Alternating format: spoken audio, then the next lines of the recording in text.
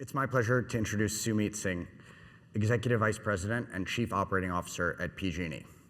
Sumeet joined PG&E in 2000 as an engineer and has held a number of roles, including Vice President of Asset Management, Chief Safety Officer, and Chief Risk Officer. If you read about Sumeet, what you'll learn is that he's tremendously dedicated to PG&E's customers, to PG&E's employees, and to the towns and neighborhoods in California. But the thing that really stands out to me is the quantifiable impact of Sumeet's leadership.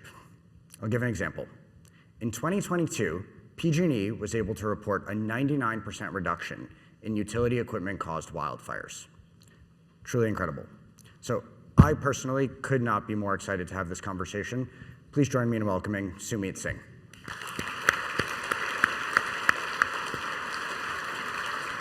Thank you.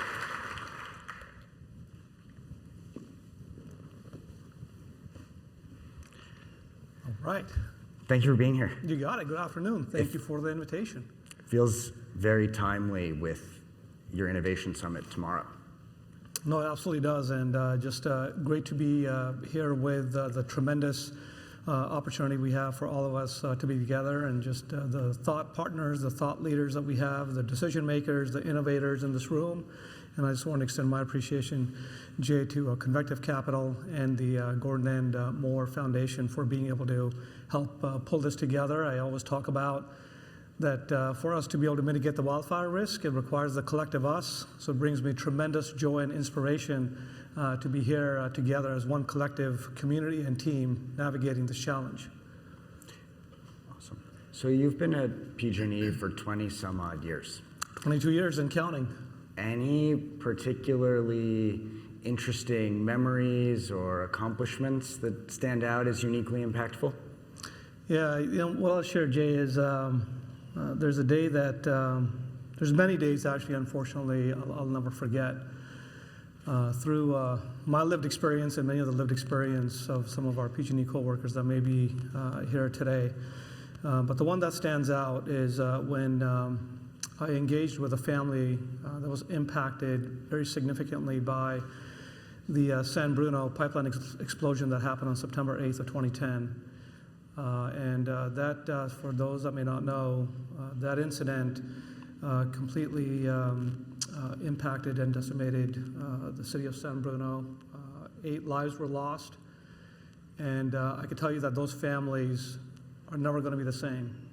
They're not the same today as a result of that tragic incident that could have been prevented.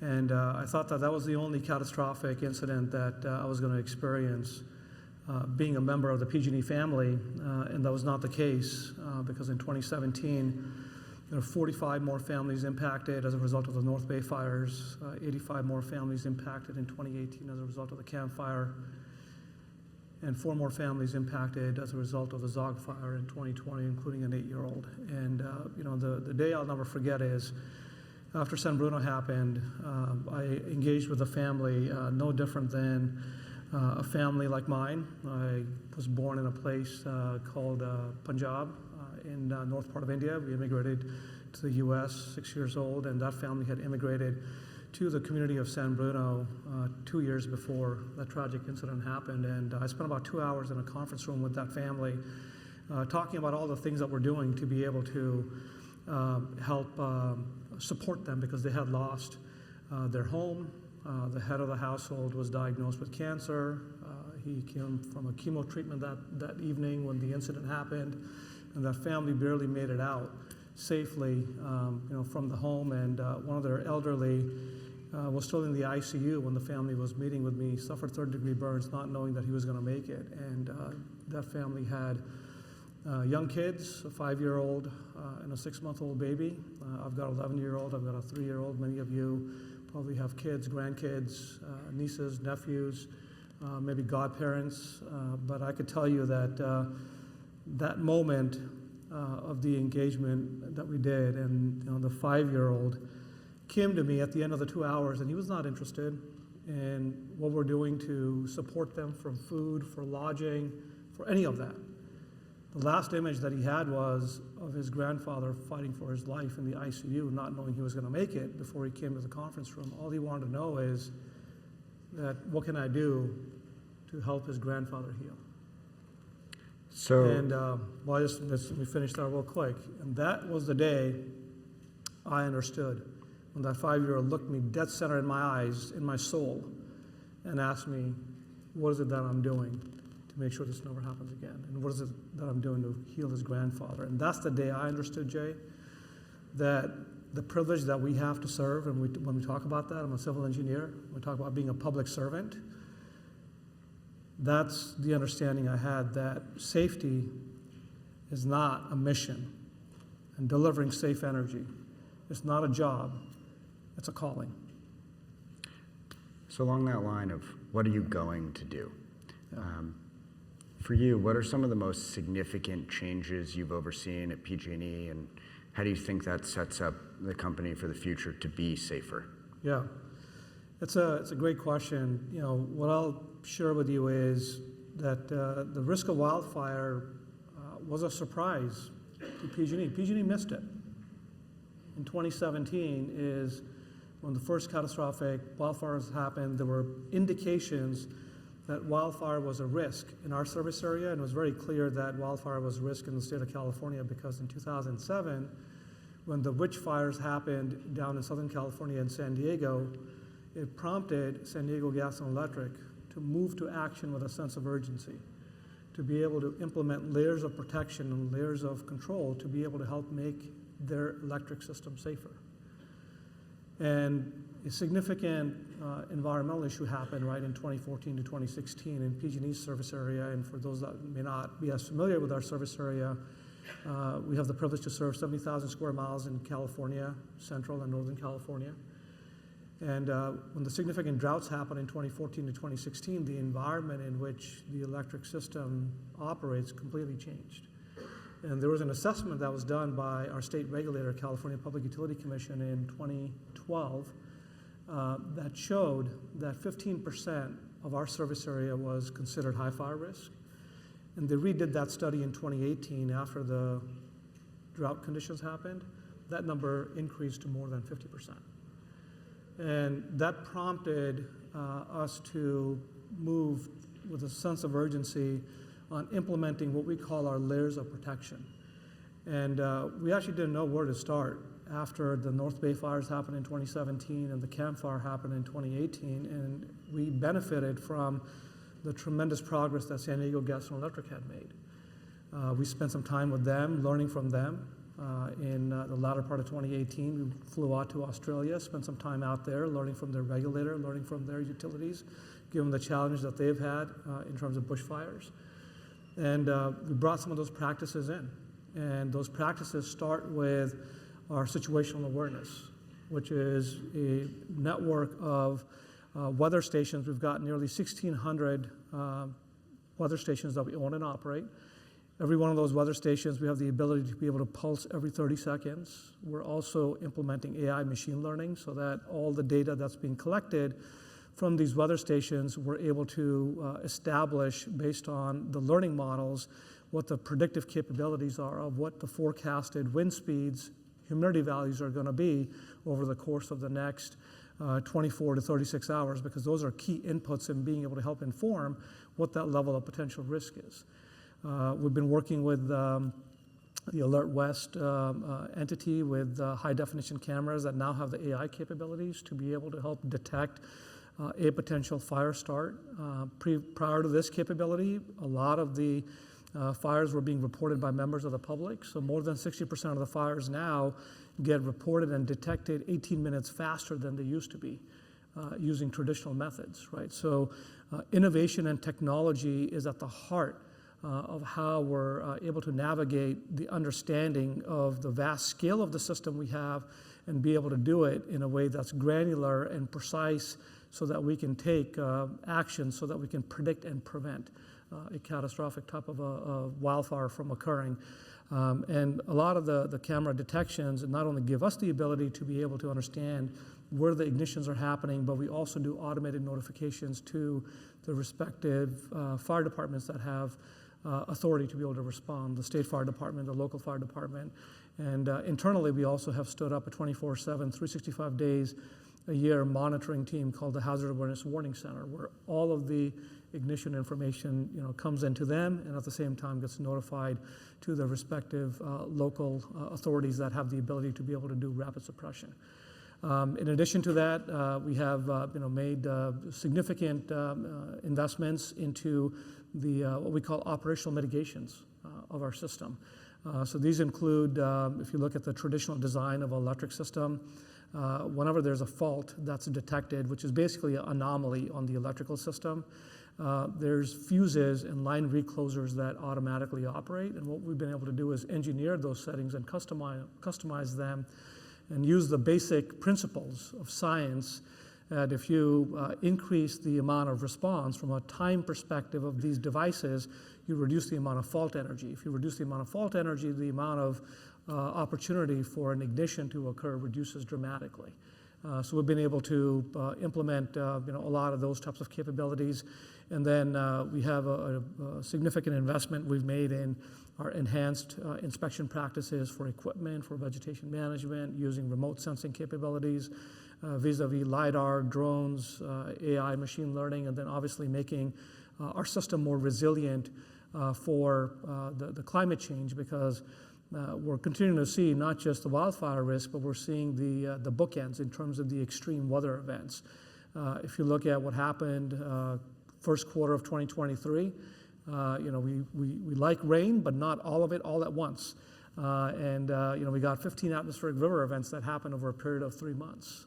So a lot of the areas that we're looking to what we call system harden or underground to be able to drive that level of permanent resiliency is to be able to make the system more climate resilient. So these are all the layers of protection that we're working on and we have implemented, Jay, and that's really what's driving the outcome in terms of the reduction of catastrophic wildfires caused by our equipment. So you're doing all of this, and you touched on technology. I'm going to come back to that in a second. Sure. But first I want to talk about something a little bit different, which is utilities get kind of a bad rap. You face all these challenges, but you also need to contend with a huge number of stakeholders. You've got ratepayers, shareholders, regulators, employees. You also have aging infrastructure, fast-moving changes like demand from AI and EVs, and you have wildfires, and you have climate change. Yep. How do you chart a course to satisfy all of these stakeholders? Yeah, it's a good question. You sure you're not forgetting anything from that? No, it's a complex environment in which we operate. But the place where we start, Jay and team, is fundamentally when you look at our stakeholders and all of our customers who we have the privilege to serve, and I don't think about our customers as customers, as 16 million people who are our friends, families, and neighbors.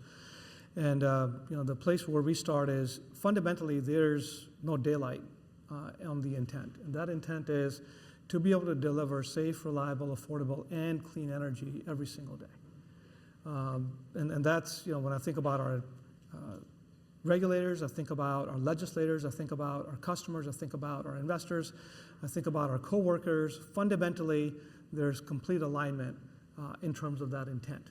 And with that intent, that makes it easier from my perspective to be able to operate and navigate in this environment. Now, one of the things, just like any other organization, the question becomes, okay, how are we and where are we allocating the needed investments within the organization and the resources, because there's a finite number of qualified people and resources to be able to do all this work. And that's really where the opportunities continue to come in terms of making sure that we're first making the investment in our non-negotiable, because we keep the safety of our customers and our teams at the heart of all of our decisions and actions. And that's a place that we fundamentally start from. And I can tell you that there's decisions that we make today in the urban-wildland interface to be able to mitigate the risk of catastrophic wildfires that comes at a trade-off of reliability. So some of the fast-acting devices that I was talking about, which we call enhanced power line safety settings, or the public safety power shutoff program that we just did another one here last week, given the red flag warning and warnings in the offshore winds that we experience, not just in our service area, but the entire state of California, those are impactful for our customers. And it's not just an element of reliability that drives a level of inconvenience. When I think about reliability impact, it can also manifest itself in a public safety impact, right? You think about people who rely on electricity for their livelihood, right? We have medical baseline customers who rely on equipment that's life-saving for them. So we have programs to be able to provide portable batteries as an example, right? So we're very mindful of understanding what is that holistic public safety risk, both from wildfires and when there's potential de-energization that happens, which elevates the public safety risk, to be able to help mitigate that. So that's the place where we start, and it requires a balanced and kind of a forward-thinking approach, and then from that we use that as a springboard to be able to ensure that we're continuing to make improvements on the reliability side. And this is why one of the things we're continuing to advocate for is in some of the areas where we see a significant number of trees and density of trees, and in some cases, we've got our lines that are traversing, forests. Now, continuing to have outages over and over again in those areas, is impactful, right? It's not the electric grid that we need, so we need to be able to make that system resilient. This is where we're advocating for undergrounding, because undergrounding not only drives the benefit of wildfire safety and reliability to improve resiliency, but if you look at in some places of our system, not all the places in our system, but some places of our system, and the avoided costs for vegetation management, which are ongoing, and the lower cost of maintenance for the newer technology and undergrounding, for the full asset life cycle of 40 years, it actually ends up being more beneficial if you look at it from a risk reduction per dollar spent and resiliency improvement for our customers. So it's the lowest possible societal cost solution. Right, so those are the things that we're really focused on. And then I think your other part of the question was around AI and a lot of the demand that we're seeing from data centers and decarbonization. And frankly, we look at that as a unique opportunity to be able to help reduce electric rates, right? Because the rates are made up of kind of the numerator here being the total cost, which we're focused on every single day to be able to reduce and improve our cost structure so we can deliver more value for our customers for the dollars we're spending. And then on the denominator is how do we grow the beneficial load, right? If you think about decarbonization of the transportation sector through electric vehicles, it's all beneficial load. You think about data centers, it's all beneficial load, because as that denominator and the base increases in terms of demand, it reduces the unit cost of electricity. So we look at these as opportunities to be able to deliver the ands as opposed to the trade-offs. And I would say the electric industry is at an incredible inflection point, more so than it's ever been before, because for the last several decades, much of the demand on the electric system has been pretty flat and stagnant. And it's a unique opportunity with the penetration of the data centers as well as the decarbonization agenda that the state of California has, which we're completely aligned with, to be able to drive a safer, more resilient system that's clean and that's affordable for our customers. So we're at a fire tech conference, tech being the operative word. Yep. You've had tremendous success, it seems, over the last few years in reducing utility equipment caused wildfires. Can you talk about some of the new technologies you're using? Yeah, absolutely. I'll break it down into kind of three categories. When we think about technology and innovation, where we are today, we could not have been able to make this tremendous amount of progress over the course of the past 5 years without the community that I'm looking at here, which includes not just the thought partners, thought leaders, our regulators, our legislators, the bright minds, right, to be able to drive innovation, but our first responders, who we're very, very thankful for, and thank you so much for your service and for everything that you do every single day to sacrifice your lives to be able to save the lives of our families and our loved ones. And it's this collective community that's really helping shape and drive this. But when it comes to innovation, innovation is at the heart and the central nervous system of how we go about understanding our wildfire risk, and mitigating that risk. And I'll talk about how artificial intelligence and machine learning is so core to every aspect of what we do. So as an example, on our team we have dedicated meteorologists and fire scientists. And every single day they're processing 8 to 10 billion data points, and on a 129-hour look-ahead basis, identifying on a 0.7 kilometer by 0.7 kilometer hexagon, right, that we have created as a grid overlay on our system. Because if you look at our system of 70,000 square miles, it's pretty vast and significant to understand what is that potential fire risk by understanding the fuel conditions, by understanding what are the wind speeds, what are the relative humidity values, and all of those things go into understanding where specifically at the most granular level do we see that potential risk. And where we are able to forecast that risk, we then take action proactively to be able to put our system in a fail-safe posture, right, through enhanced power line safety settings or through public safety power shutoff if we see adverse wind events coming just like we did last week. That is all driven by AI and machine learning. That's at the heart of our engine every single day, right? So that's one area of how we are leveraging innovation and technology. We're also working very closely with Technosilva. They do state-of-the-art fire simulations in terms of being able to simulate if there's a potential ignition that happens under certain conditions, what's the worst possible consequence associated with that. We use that as an input for our risk modeling capabilities to be able to help inform how and where we're going to prioritize the investments to be able to make our system more resilient. Because if you think about just our high fire risk system, I'll kind of spare the numbers on the total system. There's 25,500 miles of overhead distribution lines that traverse the high fire risk and 5,500 transmission miles. So if you add that up, more than 30,000 miles, which is more than the distance around the world, right? So you think about that scale, and not every single mile has that same risk profile. So it's very important for us to understand where do we have the highest risk and the potential consequence from a public safety exposure perspective, so we can prioritize our mitigations accordingly. And that's all driven by the AI machine learning type of models, the fire simulation models.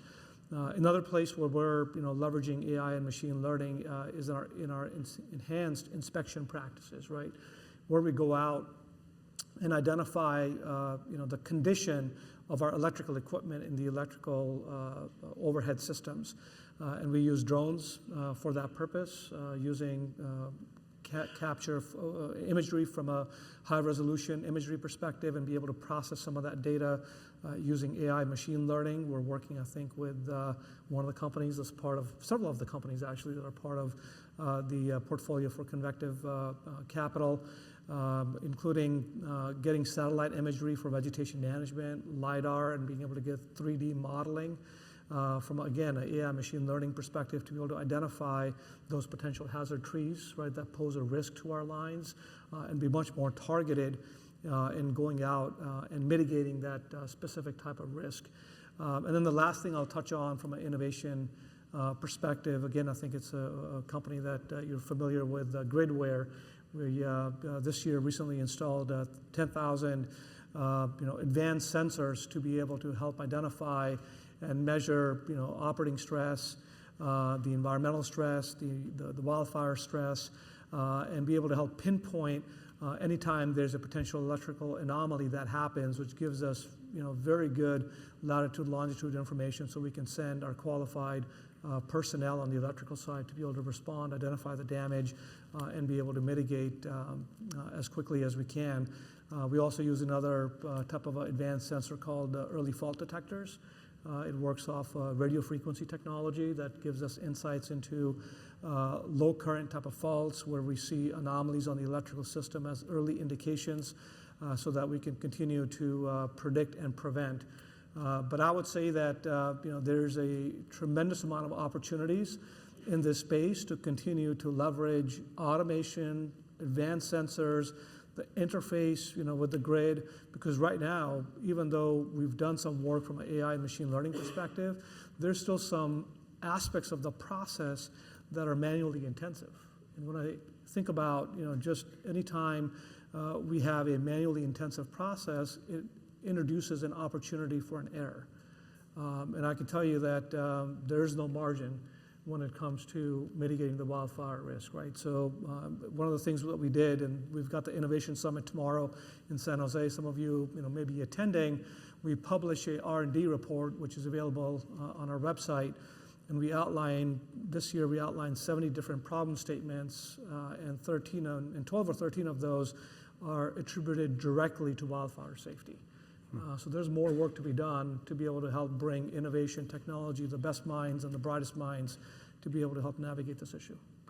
So you talked there about some of the really impressive analytical work your team is doing. You talked about some incumbents, and then you talked about startups. Yep. Maybe you can talk a little bit about how you think about partnering with startups, and also to that last point about there's no room for errors. Yep. Which is, how do you think about working with startups that are growing and sometimes, someone might say, building the plane while flying it? Yeah. No, thanks for that question, Jay. And Gridware is a good example, right? They came to us as a startup with this Divide Grid Scope, and at the time we were uncertain in terms of what's the value that it's going to potentially drive, and we were intrigued by the innovation. And kudos to our team, who are really thinking out of the box and very open to any and all innovation, right? And understanding where is it that we can apply this specific solution that really is going to provide a step function improvement from a wildfire safety perspective. BurnBot's another one I saw, them outside here helping with kind of fuels management. But when Gridware came to us, it was a concept, right? And what we were able to do is be able to bring our operational teams that understand how the grid operates. What are some of the nuances and issues in terms of us being able to, ensure and understand when there's load that comes in on a circuit, when it kicks in and on and off, what does that do to the load profile of a circuit? What and where can we install some of these advanced sensors that are safe, yet give us, key insights into real-time operations of our system that we can then help use and inform to be able to be much more targeted in either how we respond or detect an anomalous condition, so that we can put the system in a control posture and be able to de-energize it, right? And be able to do a lot of that autonomously. So these are the innovations, right, where I would say the startups come in with great ideas, great innovation. The partnership with the utility and us provides the opportunity to be able to stress test those ideas and how you can take it from a concept to make it operational. And we typically try to do it in a pilot type of a setting so that we can fail safely, we can learn, we can iterate, and then we can establish a plan to scale. And that's exactly what we did with Gridware and GridScope, where this year we installed 10,000 sensors, and we see a world where we have the opportunity to be able to further expand that at scale within our system, and that completely changes the dynamic, in terms of us understanding where the potential damage and the hazards are happening within our system.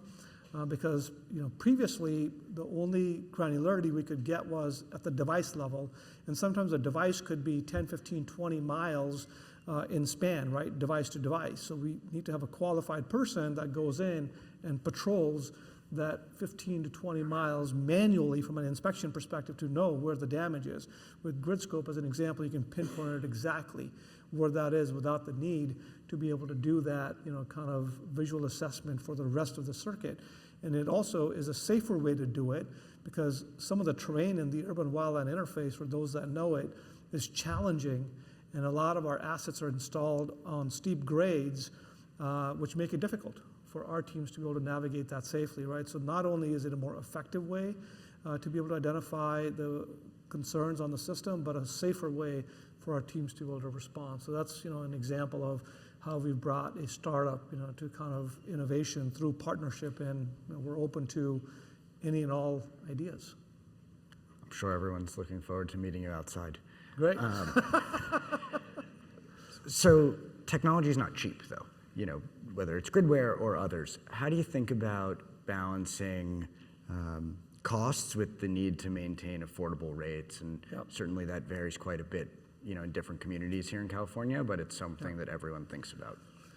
No, it's and affordability is on top of mind, and we've obviously heard it from our customers as well, and we know the challenge that some of our customers have in terms of making some tough decisions of do they pay their energy bill or do they put food on the table for their family, and these are real choices that some of our customers are making. So one of the things that we're really focused on is actually leveraging technology to be able to become a lot more effective and efficient and targeted in understanding where do we have the risk? Because I would say technology is far more cheaper and in the least cost way if you do it in the right way.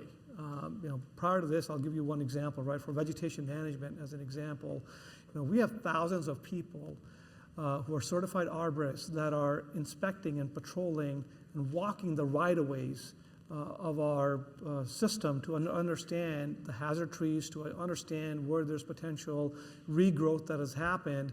And it's almost like painting the Golden Gate Bridge, right? When you go from one end to the other, you have to start over again. It's the same thing for vegetation management, right? Because trees grow.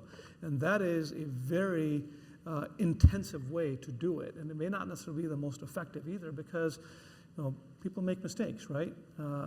Well, maybe except one person, which would be my wife, because she's never made a mistake in her life. But outside of that, right, people make mistakes. So there's opportunities for errors into that process as well. But that's where we can leverage technology, right? Things like satellite coupled with AI, machine learning, to give us indicators on where do we see potential at-risk type of issues and be much more targeted, pinpointed in our mitigation and remediation strategy. The other example I was sharing, right, on undergrounding, the one thing I'll share with you is, for example, if you take average bill for one of our customers, today there's $1 that is contributed for the undergrounding work that we're doing and $20 that's contributed for vegetation management. And we spend $1.5 billion a year. So again, $1.5 billion a year. Just think about that. That's the market cap of some of the companies, right? Or more than the market cap of some of the companies. Every year we spend on vegetation management to keep trees away from the lines and identify those potential hazardous trees. So if we have the opportunity to be able to be more targeted using technology, it definitely is a win-win for our customers. And $20 today of the customer bill is attributed to vegetation management as compared to $1 for undergrounding. So these are the things that we're looking at is what are the solutions and mitigations that are driving the most cost, the lowest risk reduction and resiliency, and which are the ones that are driving the highest safety, resiliency at the lowest cost. And these are the trade-offs that we're making on behalf of our customers. So I'd love to keep talking about the trade-offs and technology, but we don't have a ton of time. And so the other part of wildfire is that it's very much a community issue. And I was hoping you might speak a little bit about the work you do with fire departments, communities, and all these other stakeholders to drive fire mitigation. Yeah, thanks, Shiv, for that question. And that started the discussion on the first question you asked about the collective us. And we couldn't do what we do without our first responders, without the communities, without the leadership in the cities, the counties. And one of the things that we've been blessed and privileged to be able to do is to be able to bring on some of the former fire services professionals on our staff. We call them our public safety specialists that come from the local counties, that come from the local cities. They know the terrain.